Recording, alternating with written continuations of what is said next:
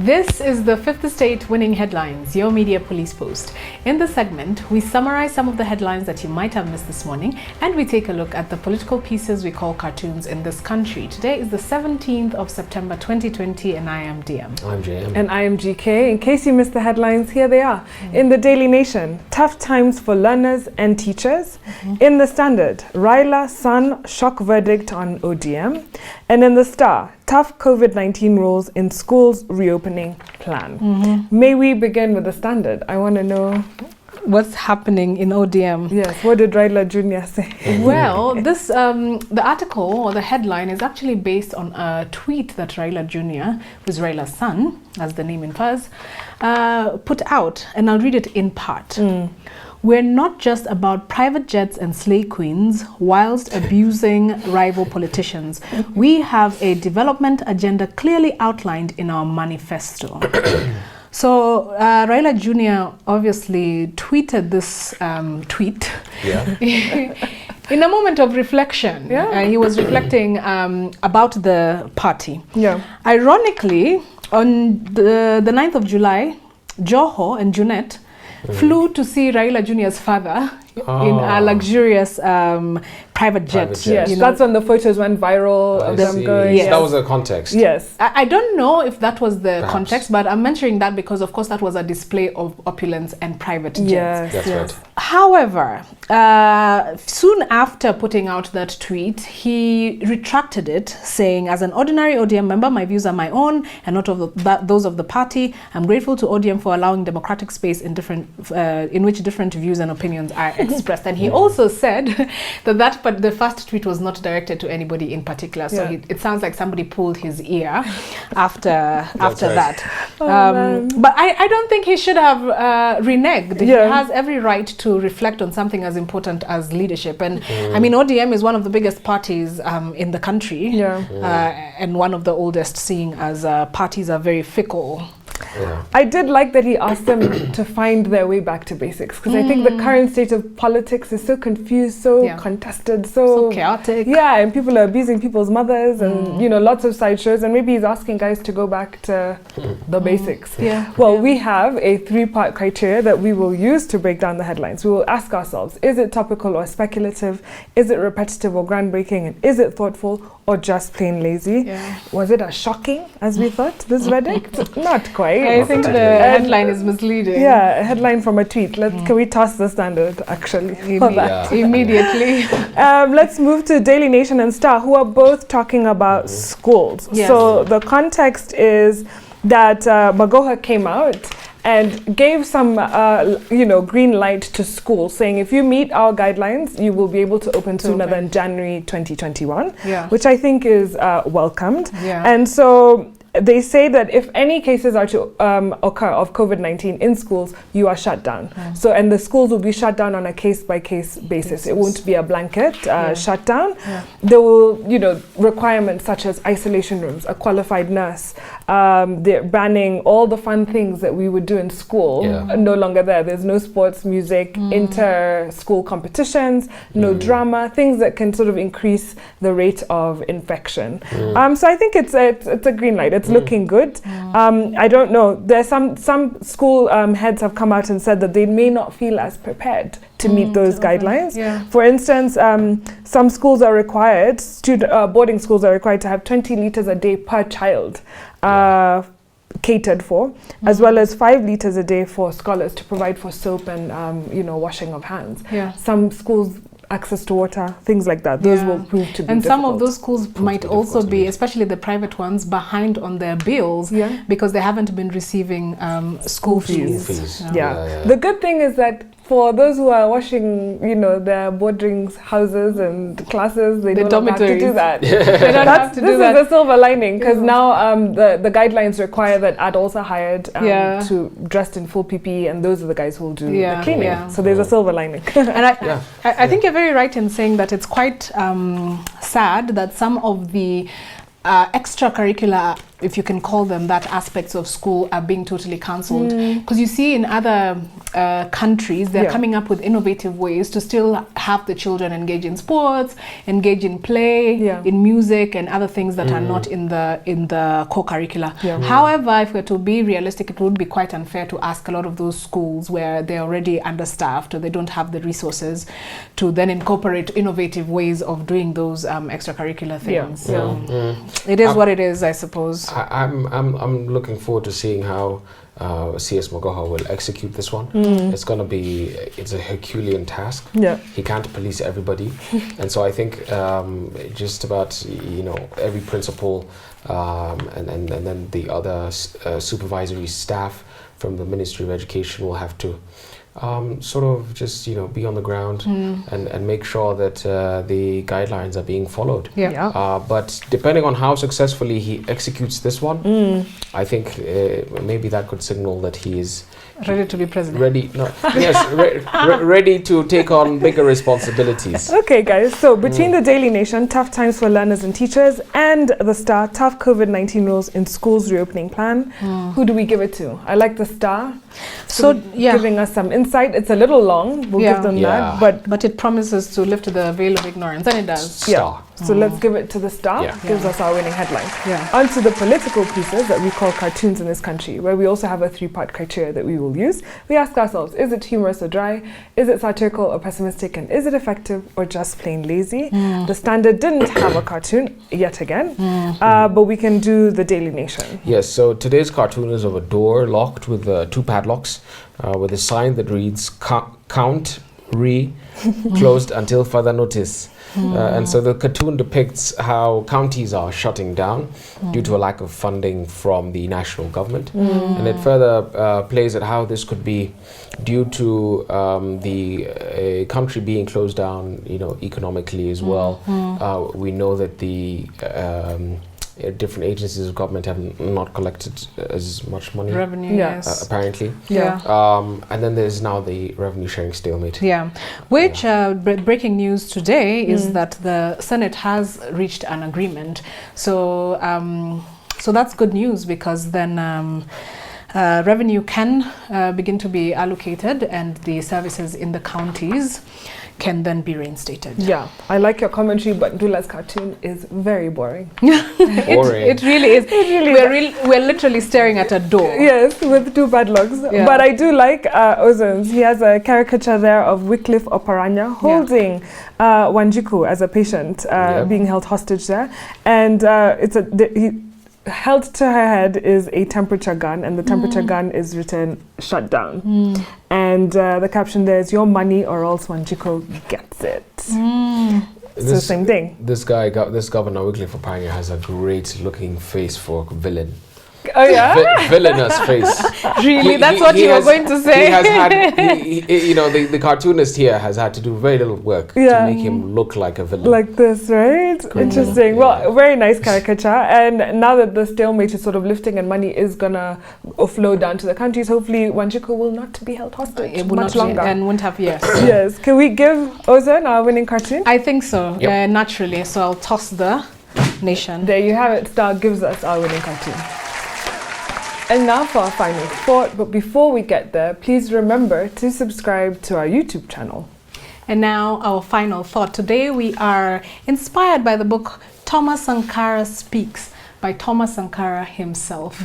So the book is a collection of his speeches and interviews and even some of his own writings. So for those who do not know, and if you're African and you don't know Thomas Sankara, you should be ashamed of yourself. He was the president of Burkina Faso from 1983 to 1987. And he is quite honestly one of the most remarkable revolutionaries in the world.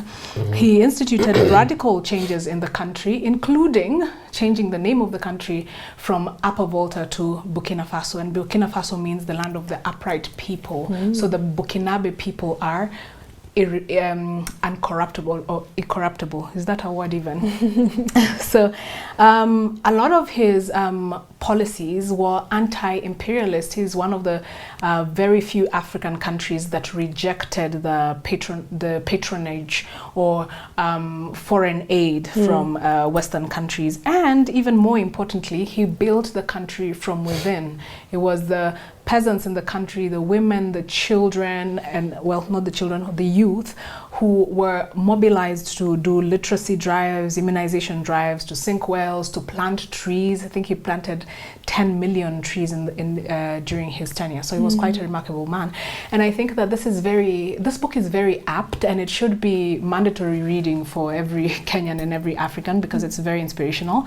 And also when we discuss politics, especially lately with all that is going on in the country, we keep saying that leaders, especially the younger ones in their 30s and in their 40s, are not inspirational. They're not driven by ideology. They're dogmatic. Instead of actually recalibrating our politics, they're instrumentalizing ethnicity, just like the older generation of leaders did.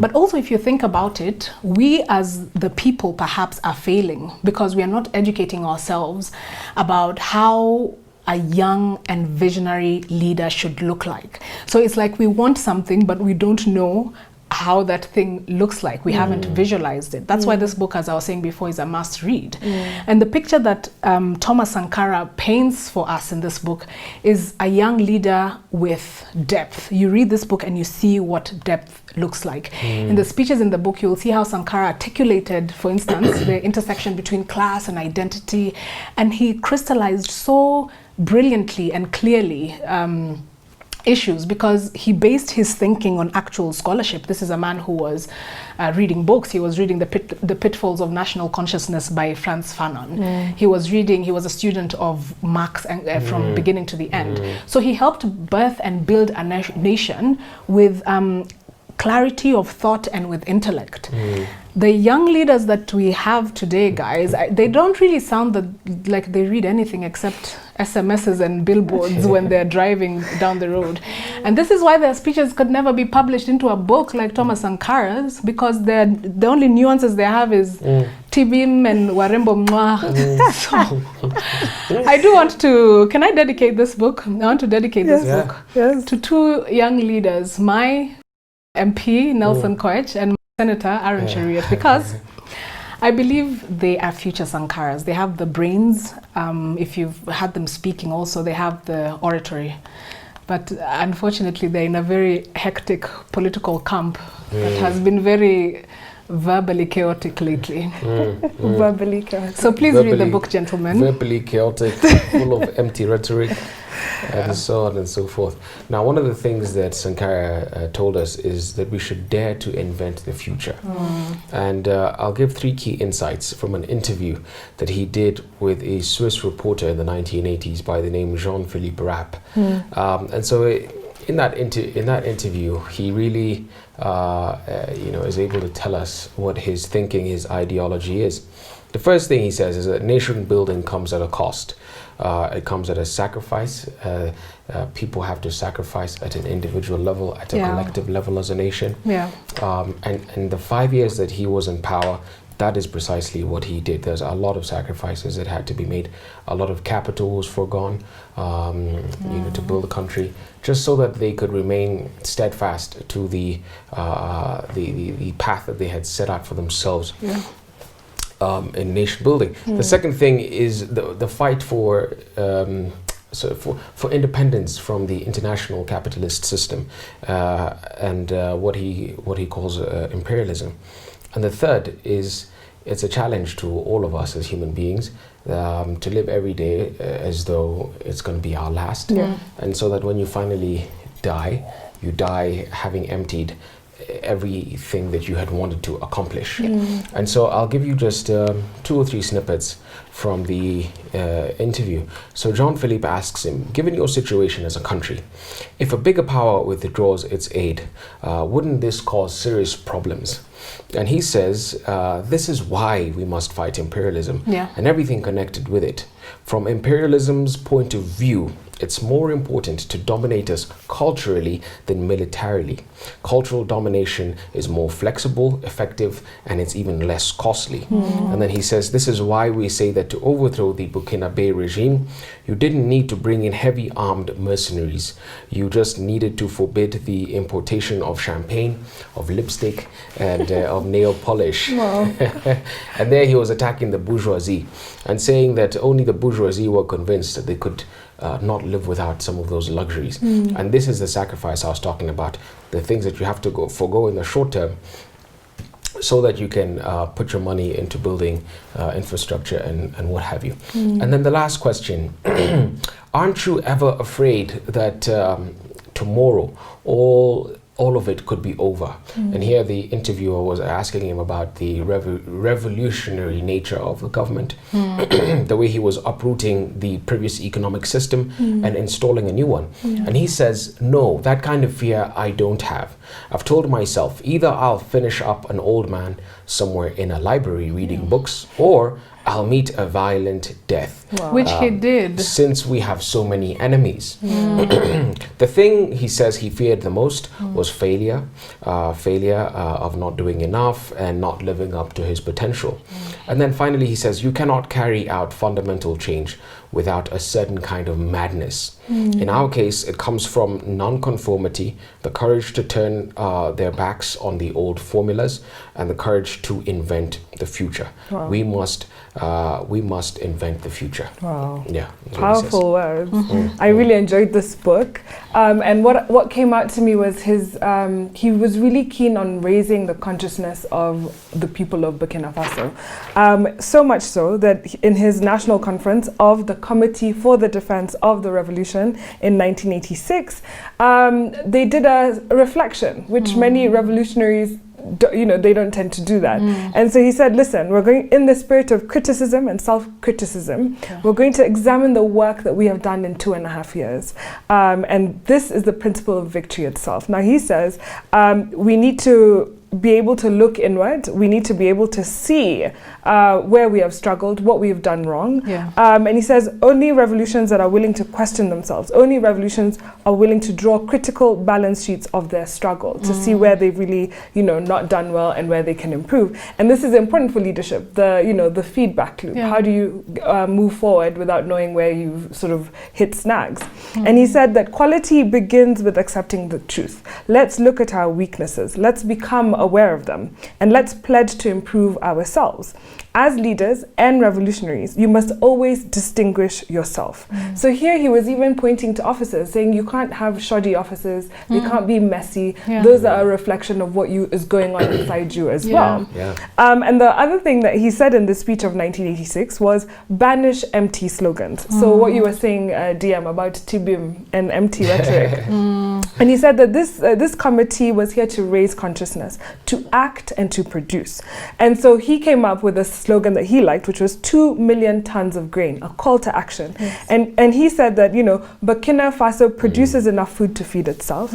And through massive production, Sankara believed that they needed to move away from, aid, this food aid. And he said that an obstacle in our path, creating and instilling this habit in our minds, these instincts of beggars and welfare recipients, we must succeed in producing more, because it is natural that he who feeds you also imposes his will upon you. And so that was really, powerful. You're saying we have to rely above on our own resources, but also saying this isn't just a slogan, guys. It must possess us. We must know that it's a principle for us to always rely on our own resources. So it was really nice. The other thing that I thought, on a light touch, do you ever think what your leaders read? Like, what is Uhuru Kenyatta currently reading? Or what is Raila Odinga reading? So in an interview, again, in 1986, he was asked, if you were on a deserted island, Sankara, what books would you take? What 3 books would you take? And he said he would take State and Revolution by Lenin, and he would take the Bible and the Quran. And the latter, the 2 biblical books, he liked them because, he said,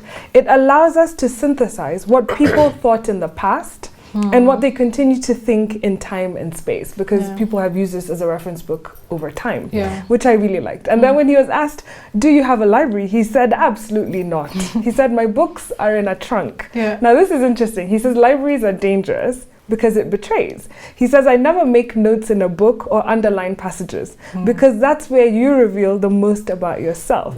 It can be a true personal diary. Now, personally, I underline all sorts of things that really come out to me. So if you find my library, you know, you get to know me a little better. So on a day, guys, where we had a winning headline from the Star and a winning cartoon from the Star, I want to leave you with this because I think Sankara was sort of a he was a feminist before his time, right? Yes. And so he said, the revolution and women's liberation go together. We do not talk of women's emancipation as an act of charity or out of a surge of human compassion. It is a basic necessity for the revolution to triumph. Women hold up the other half of the sky. Amen. Amen. So have a lovely evening. Please remember to subscribe to our YouTube channel. Find us on TV. We're on GoTV, Pan Free to Air, and Star Times.